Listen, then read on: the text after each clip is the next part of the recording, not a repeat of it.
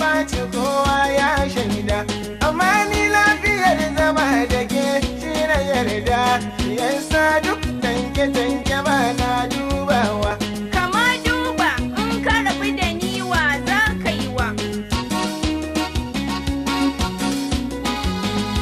A'a, dan Allah ki daina zancen yan yara, domin ni dai kin san kauna da so shi na aura.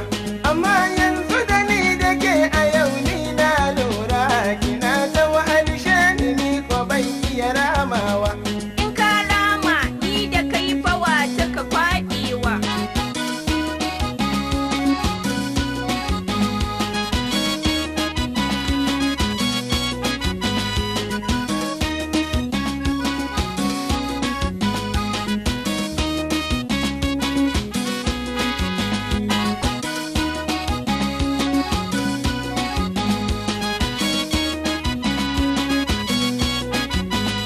Gari ya waye dukan duhu na yayewa, Gari ya waye dukan duhu na yayewa.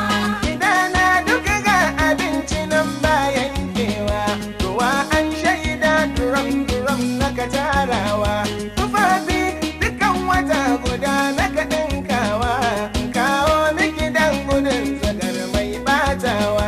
To ni wa ma zai zuga ni in zamka amawa. Ni dai ai baki ji ni na faɗa ba ɗan huce, kiran nan kin san in baki ci ba zai lalace. Kuɗi ina baki sai ki je baki da sukance, abincin ci na ko sai kin so kika girkawa.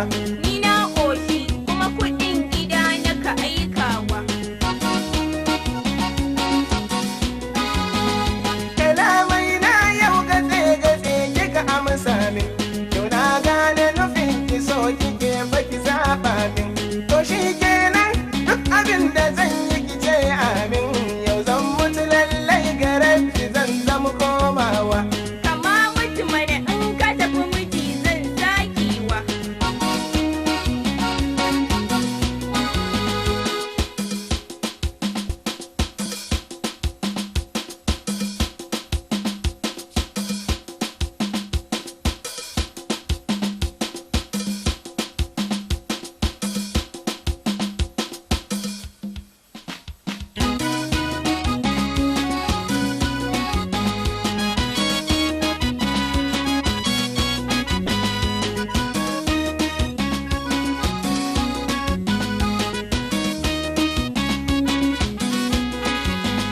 Dan Allah ta zo wai mai gida baka san wasa.